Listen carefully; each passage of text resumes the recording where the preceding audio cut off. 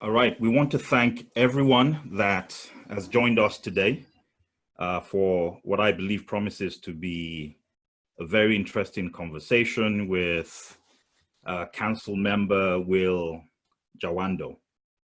This will be the 10th conversation that we're having over the last probably 11 weeks. And what we've been doing as a community is that we have started to ask ourselves some really important questions about our participation in life here in America.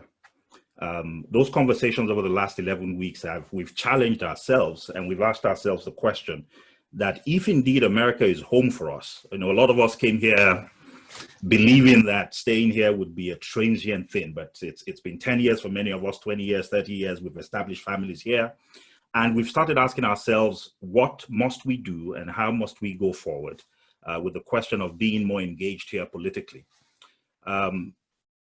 Today, we have someone that we can truly call a member of our community. His name is Will Jawando. And for those of you who know Will, I know that I've been receiving messages from folks who have been looking forward to having this particular conversation. Will Jawando is no stranger to a number of folks, especially those of us within the Montgomery County area, is somebody whose roots go back to Nigeria in some ways. We'll find out more from Will about what those Nigerian connections are. But he's immensely passionate about childcare, about education, about affordable housing. And more importantly, one of the things we want to have conversations with him about is how, as a community, we can actually make ourselves useful and make a difference in the coming elections. Will is currently a council member here in Montgomery County, and some of the things we'll be talking to him about today would be questions about his background, questions about his history of political engagement. And we would also want him to encourage a lot of folks that are joining this call, that are on this line. And this discussion is being recorded. This is also something that we're going to share with our community at large. What is the necessity that we have as a community for being engaged politically and civically here in the US? And Will, we're also going to ask you questions about the 2020 elections. What role can communities like ours play? My name is Malcolm Fabi, and I will be moderating this session. Rachel Onomusi will be coordinating in the background. Like all the other conversations we have, we will not be opening the phone lines, but if you have any questions for Will at any time, please put them in the chat box, and we will make sure that those questions get raised. Before the conversations begin with Will, I will just provide you with a very quick overview. Will is an attorney, is an activist, is a community leader. He was born in Silver Spring, so he's native to the DMV area, to a Nigerian father and a white Kansan mother. He holds a BA in sociology from the Catholic University of America and a JD from the prestigious Columbus School of Law. And Will has been there, he's done that, and he's worked with pretty much who is who within the Democratic establishment here in the US. Will is an alumnus of the Obama administration, where he played a number of roles. We'll ask him more about that. He has also, as you can see, founded some really important programs. Our Voices Matter here in Maryland and the Summer Rise program. And he's a co-founder of the African Immigrant Caucus. That's also something, Will, that we would really want to understand better, and we want to understand what your motivations were for doing that. He was elected and sworn in as an at-large Montgomery County Council member in December 2018. I live in Montgomery County. We've seen the work you do. We're thankful for the work you do, and the community will have an opportunity to get to speak with you today. So, Will, you're welcome. Thank you. All right. So do you want to, can you tell us a bit about yourself? Sure, Will sure. Jawando. Well, I'm looking at the screen here with my bio up here. You know, you did a good job. Uh, but thank you for having me. It's good to be with you, Malcolm, and for everyone for joining. Um, well, you covered a lot of things. I'm native to Silver Spring as far as where I was born, Okay. but I'm a proud Nigerian-American, and as I've talked about, I'm really a product of both parts of the American uh, story and the American dream. Really, you had on my father's side, uh, and he's passed on back in a couple of years ago now. But he came to this country in the 1970s to go to school, seeking opportunity to go to college. And it was on the tail end of the Biafran Civil War, Mhm. so the country was back in Nigeria was in a bit of disarray and uh, trying to recover from that. And so he sought opportunity in the U.S. And found it at a small school in the middle of Kansas called Mhm. Fort Hays State University, which is where my mother was born, and who was attending that university as well. Um, so he came here. I think, one of the parts of the American dream and American story is someone fleeing a country or coming from a Right. country seeking opportunity. That's always been a part of America, right? That's And right. when America's at its best, it opens its arms to those who are doing that. Mhm. And so my dad did that. And then my mother, she had been raised in Kansas, but her great grandfather came to this country from present day Czech Republic, also Oh, fleeing also right. fleeing some Mhm. violence in the in the late 1800s, and they settled, and thankfully America welcomed them as well, and they actually came through Maryland, through Baltimore, and then made their way to Ohio and eventually settled in Kansas, and were the recipients of a land grant of 150 acres of farmland. Interesting. And I'm writing a book right now, and so I often tell the story of, you know, one, I'm happy that my mother's side weren't holders, because they weren't, by the time they got here in the 1890s, They weren't here long enough yeah, to have been slavery part of slavery that. was over. But no, I mean, so I really have both sides of the American story, I think, and then my mom and my dad, after college, moved to the DC area for more understanding about their relationship, but also for economic opportunity. So I grew up here and really saw the inequities around this area. We're a very diverse area. Mhm. Um, we have 4 of the top 10 most diverse cities in the country. We have over 250 languages spoken, so many nationalities here, one of the largest African immigrant populations in the country, Yeah. obviously a very large Latino, mostly Salvadoran, but also a mix of Latino, a big Mhm. South Asian. We have a big melting pot here. Um, but we're also very segregated, and depending on who you are and where you live, you have different access to opportunity. And that was very apparent to me. We lived in a low income part of Silver Spring called Long Branch, Quebec Terrace, Yeah. and my parents divorced when I was 6, and so we were pretty low income when they were married, but when they split, I was really low income living with my mom, and I got to see the disparities in this area, and um, so for me, I that has kind of shaped my worldview. I lost a friend to gun violence when I was a teenager. One of my best friends, also an African immigrant, son of an African immigrant, Mhm. and that stuck with me about why he had less opportunities than I, and how it was my responsibility to make those outcomes less likely. So I've dedicated my life to really, how do you expand opportunity, make sure that no matter who you are and where you're from, that you have access to what America should offer to all of its residents.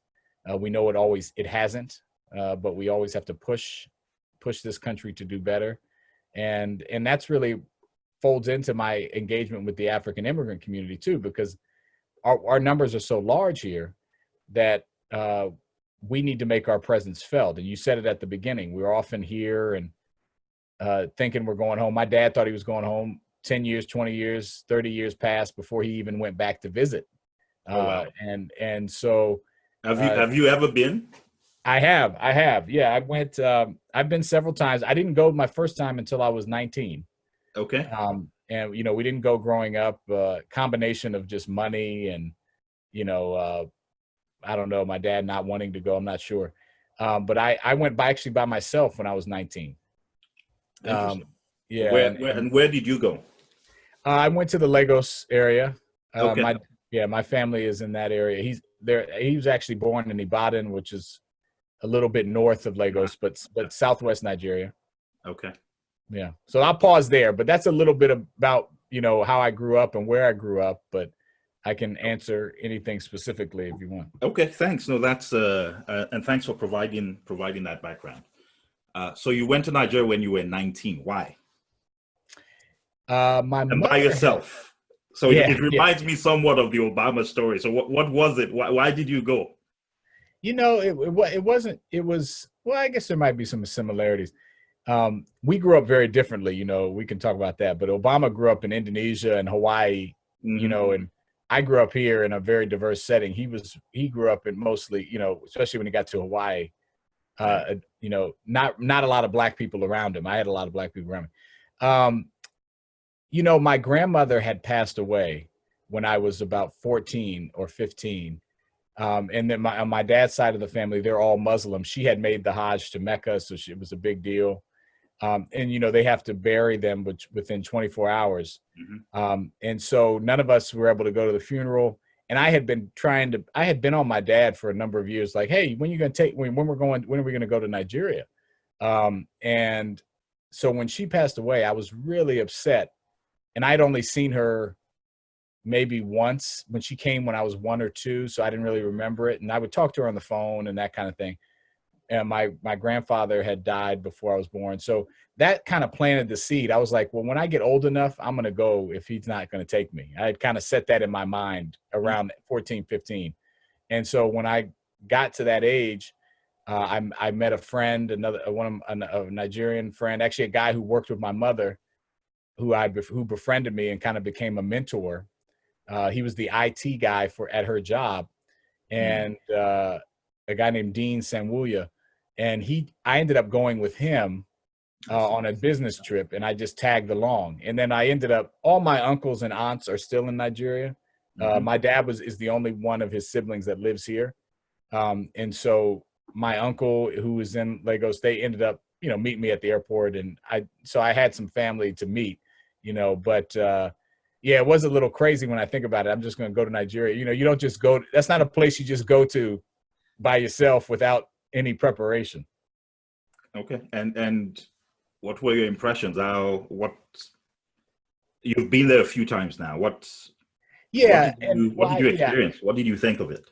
Well, the first time, you know, because the way Africa is portrayed here, I mean, you know this, you know, even if you're an educated person, you know, Africa is still, unfortunately, and this is changing somewhat, but certainly at that time, you know, 20 years ago, it was portrayed as, you know, you're going to see people swinging off of trees and there's not going to be any electricity, and, you know, there's going to be huts everywhere, you know, just all the stereotypes. And I heard that growing up, right. You know, and I, this is something I talk to a lot about, you know, whether you're first generation, whether you came here when you were young or you were born here and your parents are African, you know, everyone got these horrible jokes, you know, about African booty scratcher and this and that, and, you know, just being made fun of. And that's a common experience for those of us who either came here very young or grew up here and other kids of African parents. And so it wasn't necessarily, so you had these stereotypes similar to Black American stereotypes that Blacks are poor and they're uneducated and they're not, you know, there's these stereotypes. And so even though I knew that not to be the case, because I knew my grandmother, I knew my uncles and aunts, I was still, when I first got off the plane, I was shocked, you know, about just everything. How, you know, and Lagos is like New York City, so it's not even like going to, as far as how packed it is and how many Yeah. people and Mhm. the development and this and that. But then you know, you're also sad about the severe inequity, right? You know, and Mhm. this is not unique to Nigeria, but or any African country. This is a lot of places, but just that they're, you know, most people are poor and there's a very small group that aren't. And that is, you know, it's an overwhelming, at least for me, it was an overwhelming feeling. You know, my family's fortunate. They, you know, my uncle did is a city planner for the Lagos state government, and was an urban planner, and designed some of the most nicest parts of Nigeria, and of Lagos. And so he had done pretty well. And so we were, you know, I was staying with him. And just like here, you know, the wealthy people live on an island and they live separate from everybody else. And so that part was disheartening. But then there were great parts, like, you know, getting to visit some of my cousins and other aunts and uncles I had never visited, you know, eat the food regularly that I liked, and, you know, not have it to be a special occasion. And so there were, connect to my culture, just being in a culture where everyone's black, and you don't have to worry Mhm. about being black, you know, because growing up here, you have to worry about being black, right? So I think all those things were great experiences. And I stayed 2 weeks the first time. And then, you know, it was a blessing because the next, when I went there, you can imagine when I'm visiting all my family, right? The first Mhm. question out of their mouth is what? What do you think? I don't know. Tell me. I'm not sure. Where's your dad? Ah. And you know, and so they're like, why are you here and your dad's not here? And Uh-huh. so you know, there's nothing like good old familial That's right. African guilt, you know, to Hmm. make, you know. So he got all the calls and the letters, and then the next year we went back together, Okay. uh I and see. that was his first time back in 30 years, and Wow. it was Mm. a transformational trip. And I actually, you know, so anyway, that was my first time, and those are some of my Okay. impressions. Just cut me off if I'm rambling, because you know, No, I'm gonna no, no. I can talk forever. I certainly will, but I we're enjoying your conversation. We're enjoying you describing what it's like for the first time to be from a culture, to be part of a culture, and then to have the opportunity to go back there. I think for me, uh, my wife's African American, and like you, the first time she went to Nigeria, she went by herself. By herself. Of course, her family was there to meet up with her. But it's always interesting when you know, when you speak with African Americans, there are things we take for granted. We Right. grew up in a country where everybody's black. We grew up in a country where it was black people that built the bridges. It was black people that helped build the airports. There was no concept for us that there was something we couldn't do because we did it all, right? And it was always interesting when I would have, you know, relatives from my African American family go, you know, visit Nigeria and then come back and talk about their experiences, what it felt like getting to an airport, stepping out, and seeing this sea of black faces. So it's just interesting hearing that from you as well. So I have a question for you. Yeah. So I'm curious to know how your journey into politics began. I know from reading your bio that you had this traumatic experience, you lost a friend.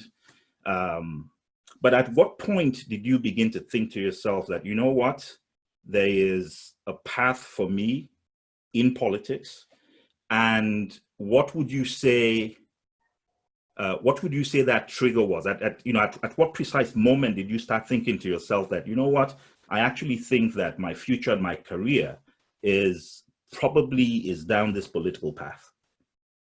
Yeah, that's a great question. The other thing, when I got off the plane, I just want to say, in Lagos, was the heat. Oh yes. You know, I think I went in the summer, and it was, anyway. Um, you know, It's when just I like Phoenix. I've had that same feeling getting off the plane in Phoenix as well. And right, it's you want to run back into the plane, right? So right, right. Um, you know, for me, I think I wasn't one of these people who said, oh, I want to do politics from day one. You know, I didn't know that I wanted to do that. I actually did a few internships in the law enforcement arena first. I here in Montgomery County right after high school, and then for the FBI when I was in college. I thought I might want to be in law enforcement, you know, protect my community. You know, I grew up in a community, like I said, if anyone knows where Quebec Terrace is, it's like, you know, it's still a place, unfortunately, where, you know, there's gunshots regularly, a lot of crime. It's a low income area. At the time in the 80s, when I was growing up there, it was a combination of African and Caribbean immigrant and Latino. You know, you hadn't had the big Latino explosion yet, like in the early 90s or late 80s, early 90s. And so, you know, I think for me, when I went to Catholic University for undergrad, and I had always been someone who spoke up for people. And, you know, my mother would say I always had my little soapbox kind of thing. But politics kind of came on my radar. I went to Catholic University. If you know Catholic University, it's in Northeast DC in the Brookland area. It's a majority Black community, or it used to be. It's kind of gentrifying now. Majority African-American community. But the school itself, Catholic University, is conservative and mostly white, you know, 95+%. And then there's some foreign students. And so I was one of very few Black students. I went there because I got a scholarship and it was a good school.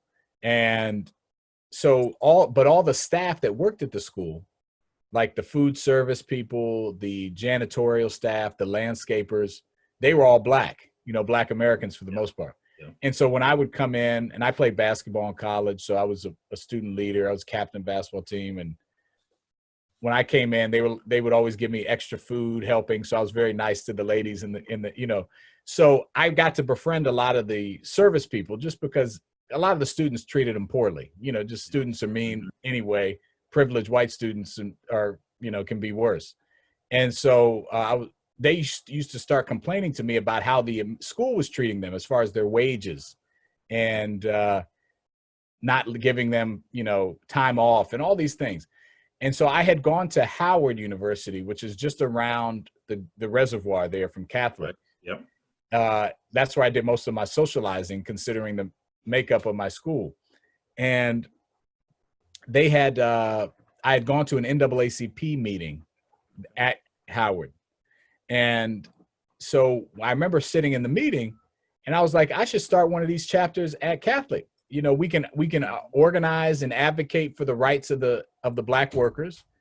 And then we can also, it'll help organize a small Black community of students, you know, African immigrant Black students. So I went and got 20 students to get me $20, which is what it costs to start a new chapter. Okay. I went to the student life office, said, I want to start a chapter at the NAACP. I worked with them, filled out all the paperwork. Took about 3-4 months. At the end of the process, they denied the chapter, the school did. And they cited 2 reasons. They said, first, we don't want, you already have a Black student union, so it will be duplicative, right? And I said, well, this is different. This is a civil rights organization. It was founded by white people and Black people. There's no, you know, no comparison. And then they said, well, it advocates for abortion rights. We're a Catholic institution, so you can't have it, which it didn't. That wasn't an official position, but they were just basically looking for a reason to deny it. And so my sociology dean, I was a sociology undergrad, a white guy, he's a great guy. And he actually ended up, I found out later, he's passed away now from his wife, that he leaked it to the Washington Post that the school denied this chapter. So I got a call that summer. They denied it in May. I got a call in June. I was on vacation. And the Washington Post reporter said, hey, we heard you were the organizer of this chapter and they declined it, or they denied it. You don't want to talk to us about it. And I told him everything. I said, yeah, blah, blah, blah, blah. I just told him everything. And they said, all right, come back to Catholic. Let's take a picture of you in front of the Basilica. And if you know that big Catholic church there. So I took that was my first time in the Washington Post. I call it my angry Black man photo. I'm looking out into the sunset and the big church is behind me. And the headline on the front page of the Post is Catholic denies NAACP. And so you can imagine the firestorm that ensued after. So Kwesi Mfume, who's now the congressman again in Baltimore, but at that time he was president of the NAACP. Yeah. Came in, and I'm doing a press conference, and we're in front of all these news media, and we're protesting, and I'm in contentious meetings with the president of the university and the general counsel from the NAACP and the general counsel from the school and me.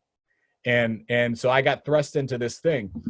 And so we ended up protesting for 3 months, hundreds of people up and down Michigan Avenue. And this is going somewhere. This is how I got into it, though. So we, at the end of this process, we got the chapter. So that's the first thing where I saw the power of organization and advocacy and political pressure. But the second, how I got into politics is in my first job working for Nancy Pelosi, who at the time had not become speaker yet. She was the Democratic leader. The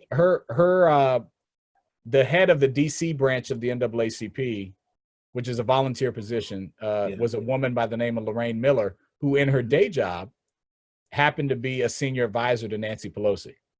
And so they had helped support our organizing efforts, the DC adult branch of the NAACP. Yes. And so after getting to know her, she said, well, come be a legal intern in our office, in Nancy Pelosi's office. So my first year of law school, I was president of this newly founded NAACP chapter. I was a legal intern for Nancy Pelosi. And that's what started my more than 10 years working on Capitol Hill and then working in the White House and got me interested in politics. And that was right around the time Katrina happened as well. Okay. And I got to work on a bill that helped send money to support some of the efforts. And so I really started to see the connection of policy and budgetary funding and all of that. And I said, I need to work in politics because that's how you really help people. So for me, it was kind of a culmination of things I had wanted to do. I didn't know how to do them. And that's what got me in politics. And I'm still there. And now I was a staffer for a while, but now I'm an elected official. So I know that was a long story, but hopefully it was helpful. It was really helpful. And it's so that's really interesting. Now, not everybody will have the opportunity to have this culmination of factors that I think in your case, it was the perfect storm, right? Yeah. But looking back over your career, if you were to speak to the young Will Jawando and you were trying to convince, you were trying to talk to someone that was young and not engaged, or you were trying to talk to someone who was grown up and not engaged about what the power of politics, what the power of organizing, and what the power of engagement is, what would you tell them? Yeah, it's a great question. I would say, look, things are going to happen to you. It matters. What happens in politics at every level, I would argue local level matters the most, but at every level impacts your daily life, and in dramatic ways, everything from what's the quality of the school that my children attend? How safe is my neighborhood? How good are the streets that I drive on? When is my trash picked up? Or big things like, do I have health care? If someone in my family gets sick. So I think oftentimes people disconnect politics because it's messy from their daily lives, but it couldn't be closer to their daily lives. And, take, for example, what I do in Montgomery County.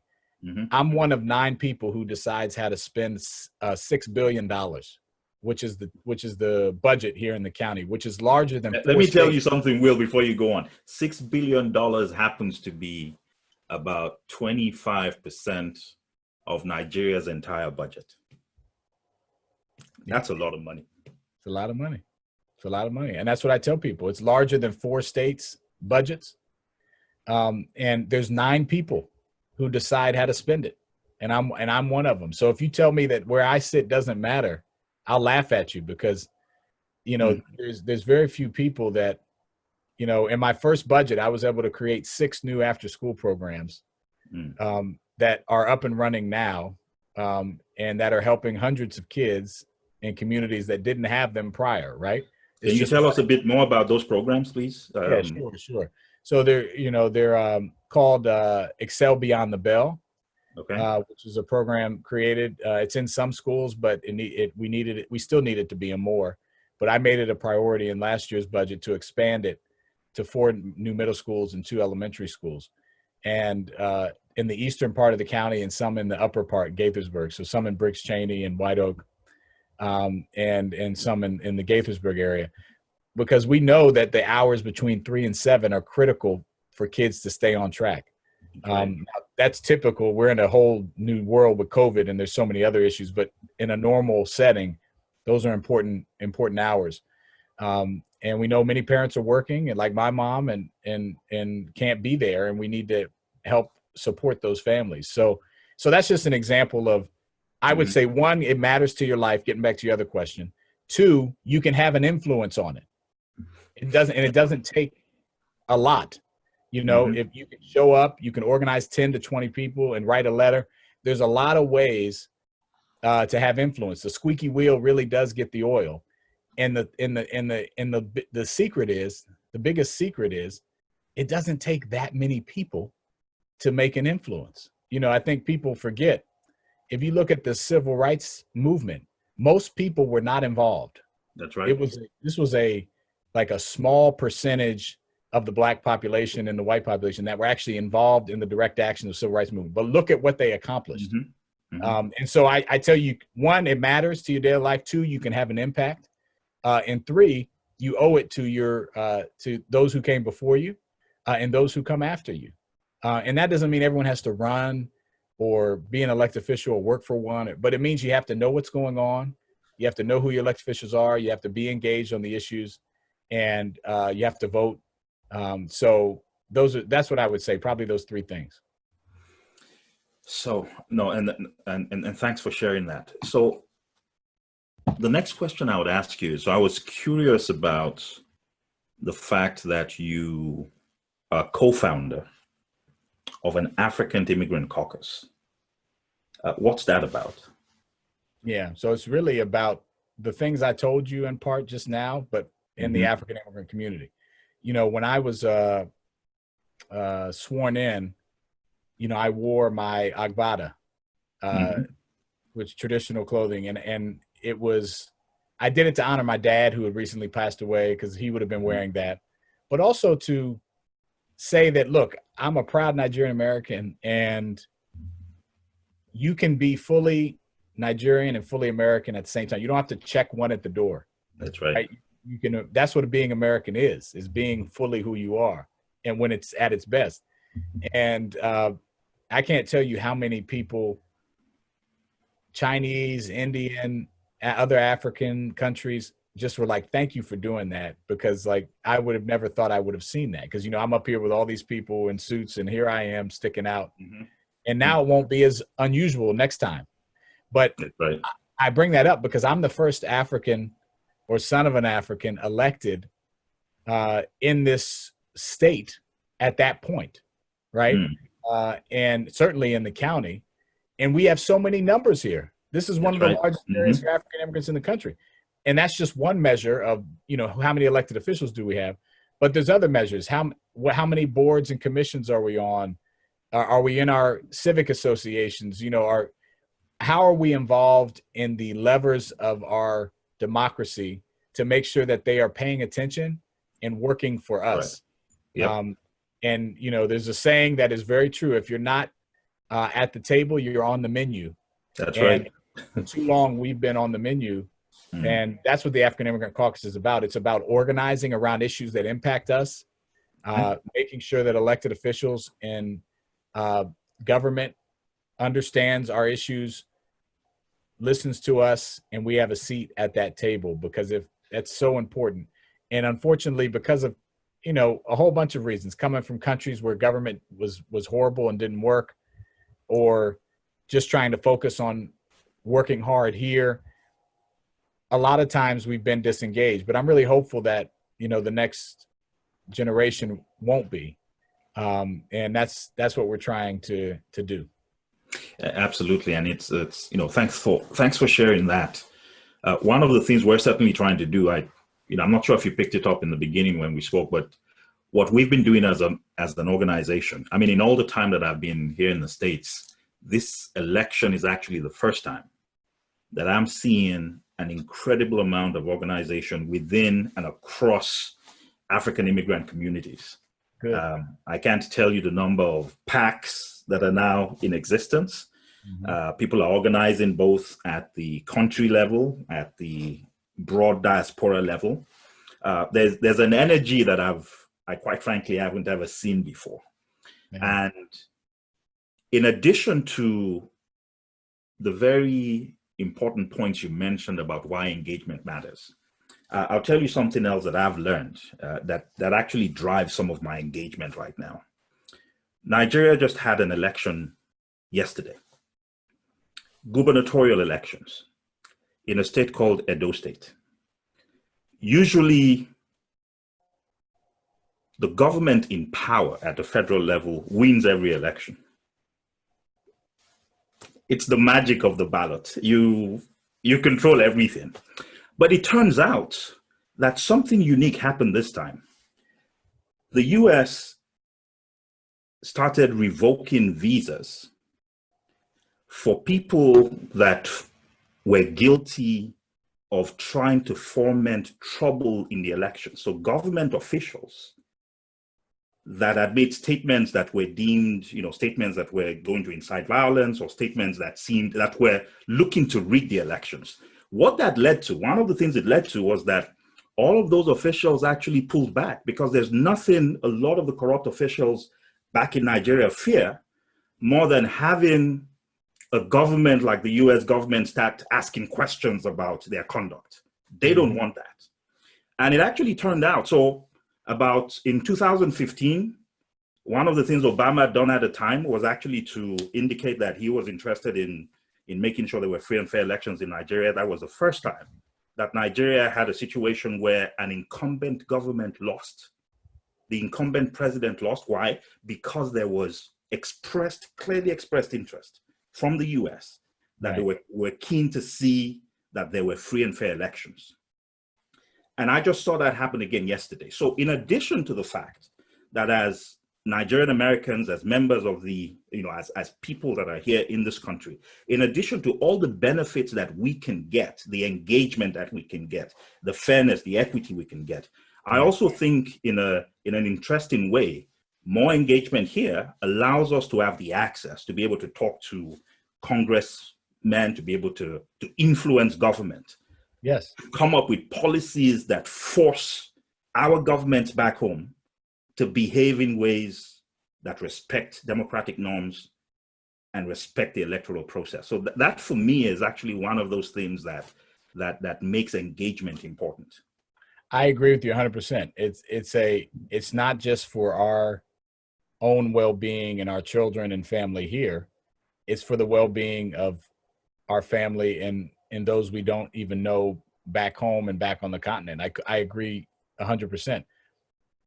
Black people in this country, and I use Black intentionally, have a responsibility to organize, and wherever they are in the diaspora, but particularly here, to organize and make their voices heard and known on both national and international issues, because they have a outsized impact, just as you described.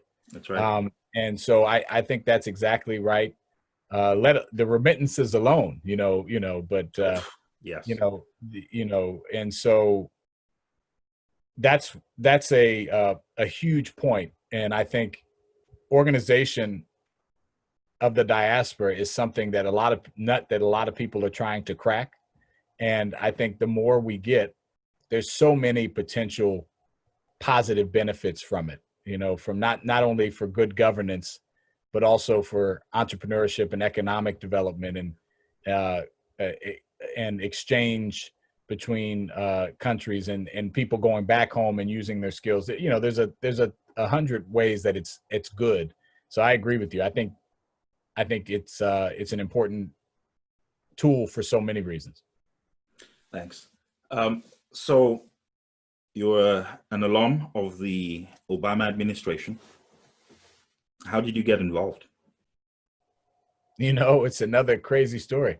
I'll go much shorter. I wrote him a letter. Well, I saw him speak at in 2004 at the Boston convention. I don't know if you Democratic Oh, convention. were you at that convention, or you watched it No, like the I rest of watched it us on TV just like on you. TV? Just like, okay, Just like you probably. that was a speech Oh, for the that was a ages. speech.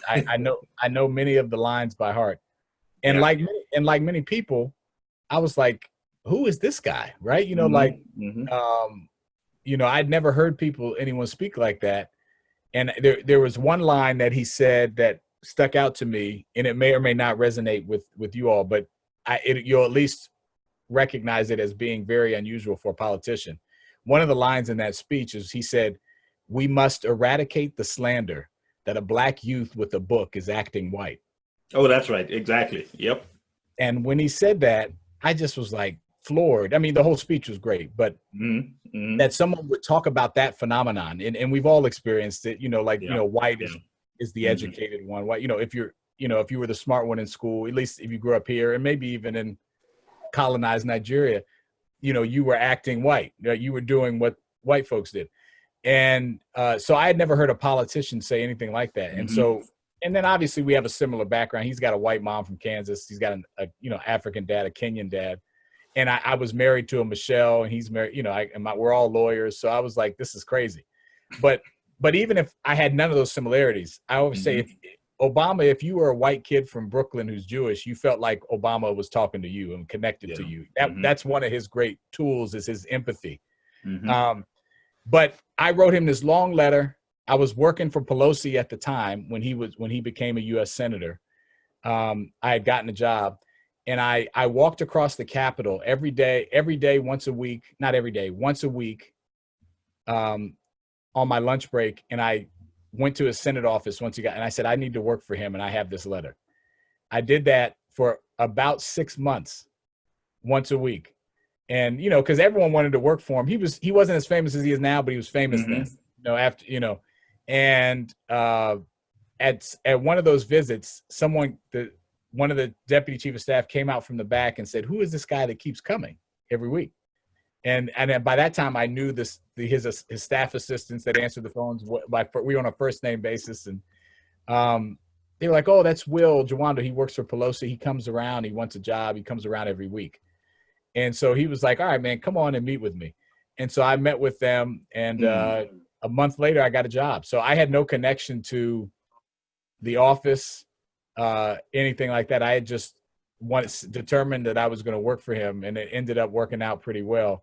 And in my interview, you know, the first thing he said, in our first staff meeting, rather, we were all sitting in the room, all the staff in the Senate office, and he, you know, this is when he still ran his own staff meeting, you know, or still a part of it. And he said, "Let's welcome one of our new staff members, Will Jawando, who apparently is my long lost brother." You know, so everyone laughed and all that. But yeah, so it started a journey. I worked for him for 2 years in the Senate, and then I worked on the campaign, and then went to the White House and Department of Education. And he's been a great, not only, you know, president and influence, but mentor and friend for me in my life. Fantastic. That's another really interesting story.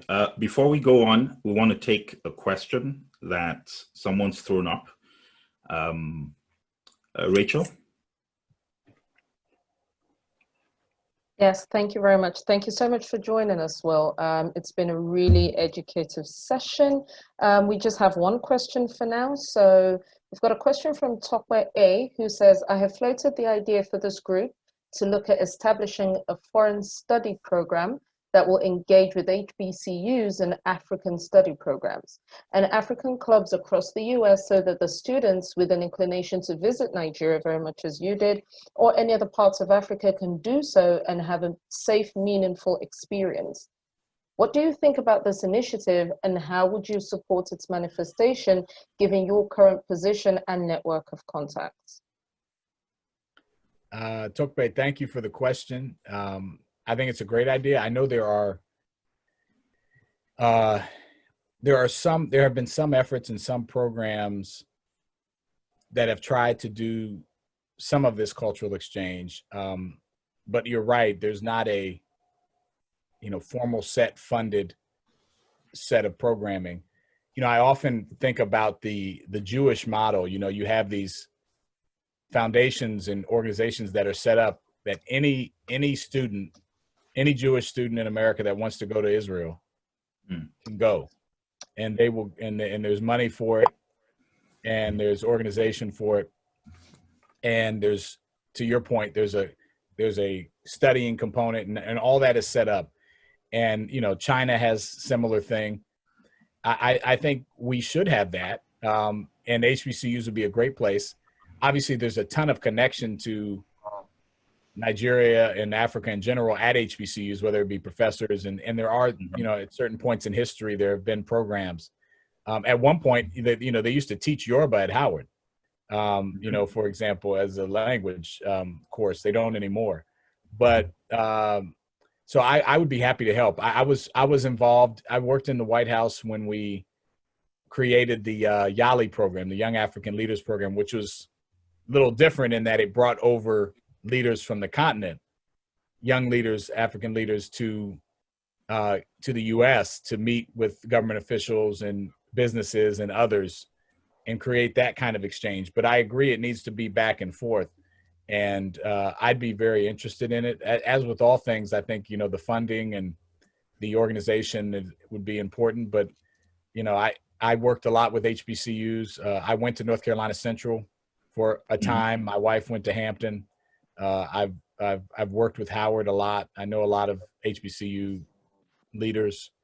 So I'd be happy to, I'll send you I'll put out my email in here for everybody, but happy to follow up and use whatever I can to work with you and others to try to get that going. I think it's a worthy goal, and it's something that we should have in place. That's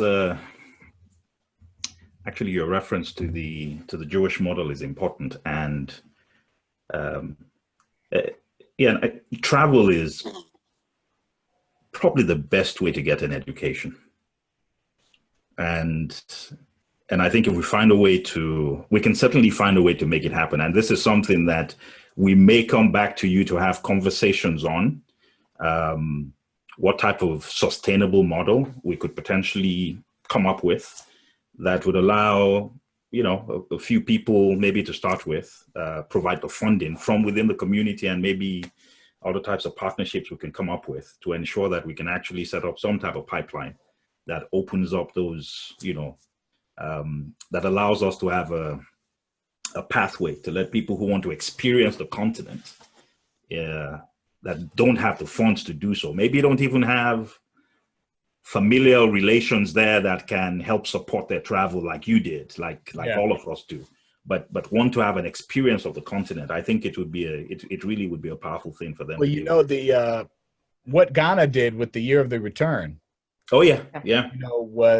Was an ingenious thing. I mean, it was mostly for tourism and travel, but but certainly you got a lot of people that wouldn't have otherwise experienced it. So yeah, absolutely. I think there's something there. So I have just one more question, please, if I may. I've got a question. Unfortunately, I don't have a name here, but they'd like to know what your opinion is on student loans. I worked a lot on this. So my background as a civil rights lawyer is I worked a lot on education issues and a lot on criminal justice. And in student loans, I have a lot of them. That's my opinion, number one, as I'm sure a lot of people do.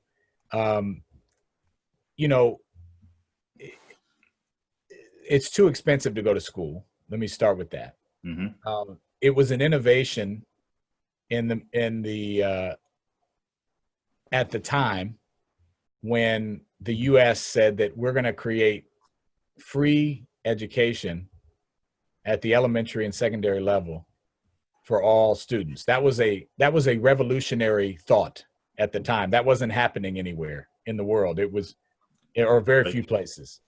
It was mostly rich, wealthy people that sent their kids to school.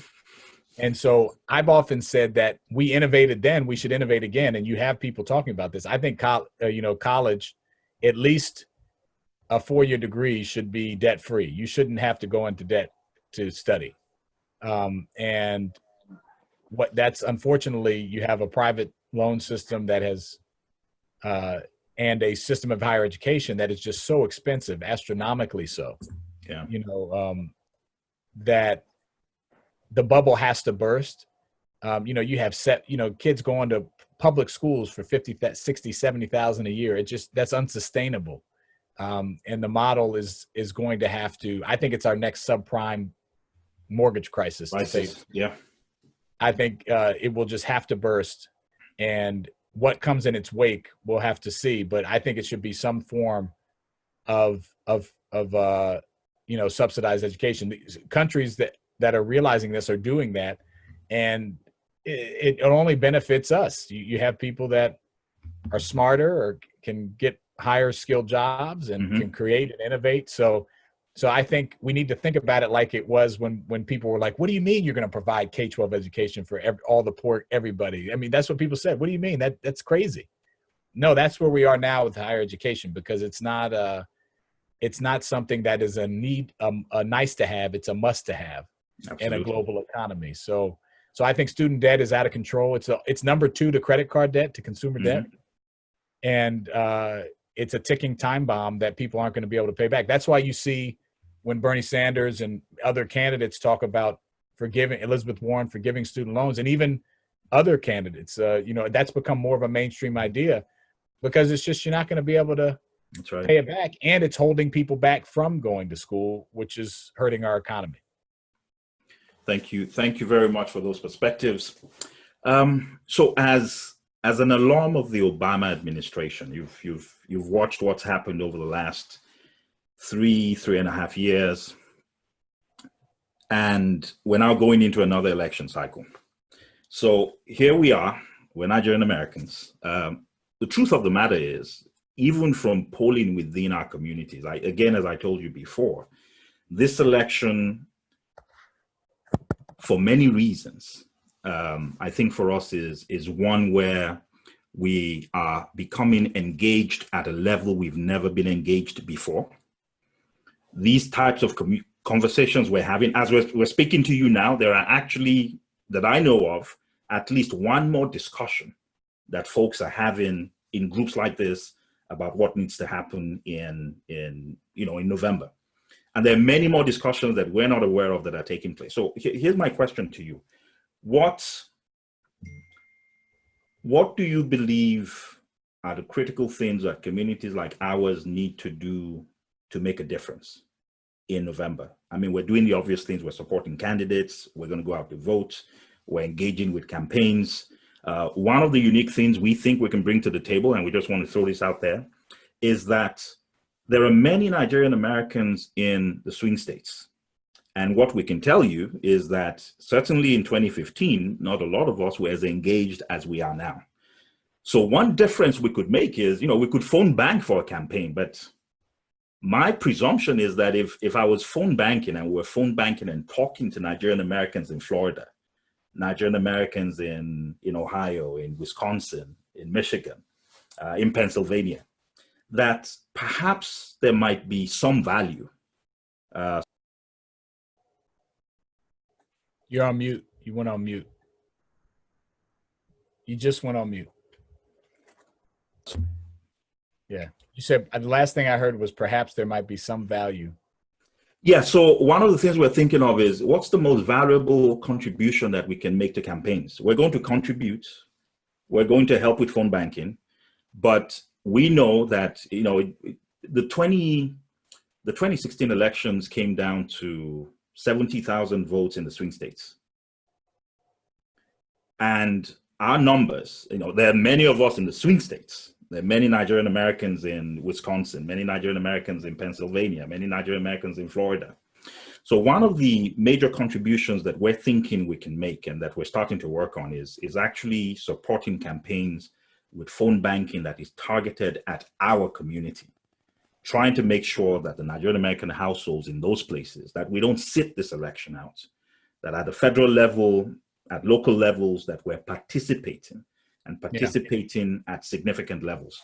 So From your perspective, though, you know, you've worked with the Obama campaign, you've worked your own campaigns. What do you believe communities like ours can do to best help campaigns in the final stretch to an election in this cycle? It's a great question, and I like the idea of targeted, directed outreach, you know, to Nigerian-Americans and to Africans. And I put up my Yoruba name just for any, you know, just for to. Oh, there we go. Okay. But so I agree with you, and you didn't mention Texas and Atlanta, you know. Yes, Georgia, yes. But so what can we do in these last 45 days? And believe it or not, there's 45 days. These 45 days. I do think targeted outreach, making sure everyone we know in our network is has a plan to vote. Because the other thing is that it's not enough to say you're going to vote. You have to ask people what their plan to vote is. Because with COVID, with the voter suppression that we're seeing, you know, the mail-in ballot, the postal service, all the barriers that have been erected, that particularly hurts people that were maybe iffy on or not regular voters, or, you know, they can get discouraged. So you have to kind of make sure people have a plan. And, you know, are they going to go to the polls? Or are they going to request their absentee ballot? If so, here's how you do it. So I think that kind of targeted outreach with that message of what's your plan to vote is a very important thing in these last 45 days. And if they're in swing states, or if they know people in swing states, if they're not in a swing state themselves, but you know people in swing states, that becomes even more important. You know, as you were saying that, because we know in Pennsylvania and Ohio and Florida, even in Georgia this time, even maybe in Texas, these are going to be these are going to be states, Wisconsin for sure. These are going to be states where it's very close, probably again, unfortunately. And getting out another, you know, 10, 20, 30, 40, 100 plus people could matter at the end of the day. And so I think that's another critical message of everyone needs the Rolodex. Who do I know where that are, or who do I know here that may know somebody there, you know, that kind of thing. And that's the case for us in Maryland here. We're close to Virginia. We're close to Pennsylvania. The other thing is we can physically go to some of these places and do, you know, some social distanced, if people, I know people are doing that. You know, so I would say that obviously contributing to the candidates you support. You know, I'm under attack big time here. I'm not up right now, but I'll be up in the next cycle in 2020. We've got your back, Will. Yeah, I appreciate it. We've got your back. But, you know, it's one of those things where I have to tell you, the most engaged and the most people who donate the most money are not us. You know, it's true. You know, and we need to change that. You know, and now I spend time reaching out to our community anyway because it's important.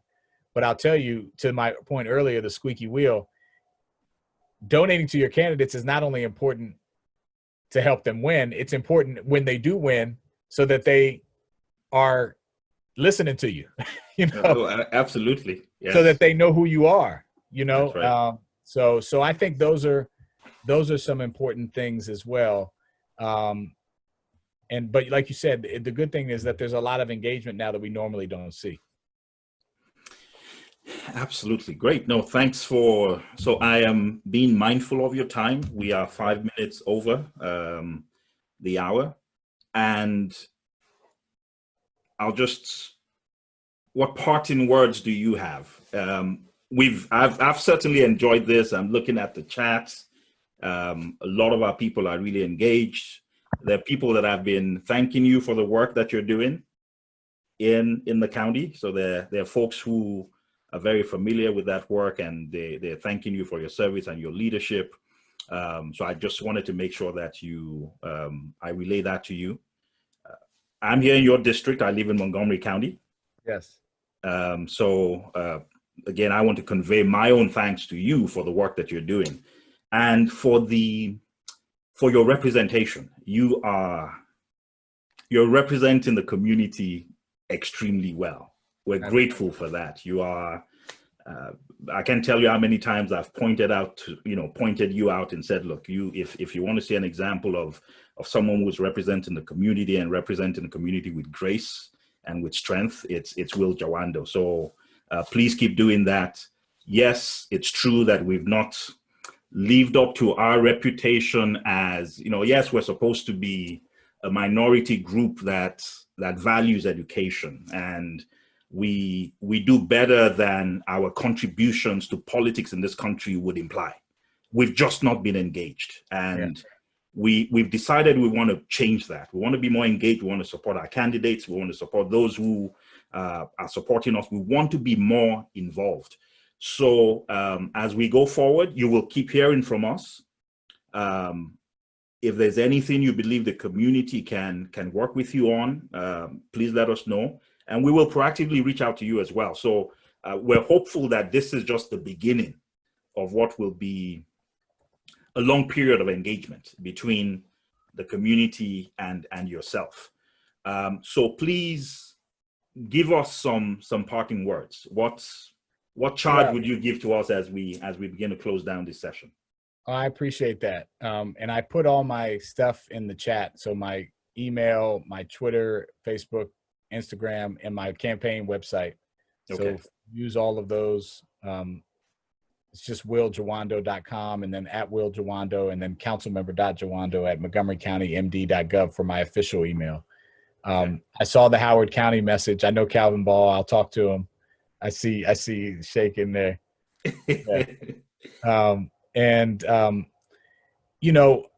I would say first, just thank you. Thank you for having me. Thank you for organizing this group and for being engaged.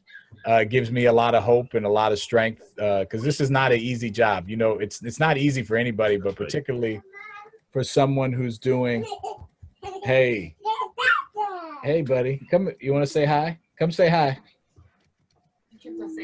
Come on. You guys can see my little son here. Say hi. Say night-night. All right. That's little. What's his name?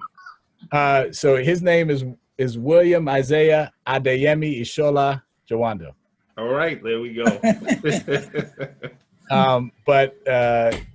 So, thank you for having me, and it feels good to have support, because, I got, just this last week, I received, in the last couple of weeks, I've received 2 death threats for my work on criminal justice reform. Wow. And so bold that they didn't even, one of them didn't even hide their name. It was just like an actual person who lives in, I think in Howard County, actually, and so I just would ask for your prayers and your support, and I appreciate hearing what you're saying, and know that I'm here to help. I take very seriously my responsibility to represent the whole county. I represent all 1.1 million people. I'm the only Black person to do so, but I especially care about communities that have traditionally not been heard, and so. And that includes our community, the Nigerian community, of course, but also all the African immigrants here. And so I'm trying really hard. If you have ideas or thoughts, but my big thing would just be stay engaged, and thank you for your support. And let's continue to work on things. I think there were some great ideas that were talked about tonight. And I'm committed for the long haul. And I'm going to be in this work for a while, hopefully, God willing, in this office, maybe other offices, but no matter what office or not I'm in, I'm still going to be working on these issues. So consider it a long-term partnership. Thank you very much. We really want to thank you for coming. Thanks for taking the time. We really look forward to having you here. And I'm sure, this certainly has been an incredibly powerful, insightful, interesting conversation. So thank you, Will, from myself and from all the members of the community and everybody who attended today's conversations, we will be in touch. We will be working with you, and know that we have your back. We know we've not been as engaged as we ought to have been in the past, but that's changing. Yeah. That's changed. We are here, we are engaged, and we'll keep working together. So thanks so much. Thank you so much. And what is your, where do you live, Malcolm? I live in Rockville. Okay, good. Yes. Good. I'm in Rockville. And even if I don't have the honor of representing all of you, maybe one day, you know, maybe we'll get there, you know. Well, yes. Look forward to that. All right. You take care. Take care. God bless. Thank you. All right. Thanks. Thank you. Thanks everybody for coming. And we'll send out a notice for what the next steps are going forward. The key thing now, from now until November 3rd, would actually be preparations for the elections, and we'll communicate to everybody what the exact steps, exact actions are that we'll be taking as a community and as a group. Thank you so much to everybody for coming, and the work is only beginning, but I think we all know and we all agree that we're doing this for an incredibly great and worthy cause. So thank you. Have a great rest of your Sunday night and have a great week. Take care. Bye-bye.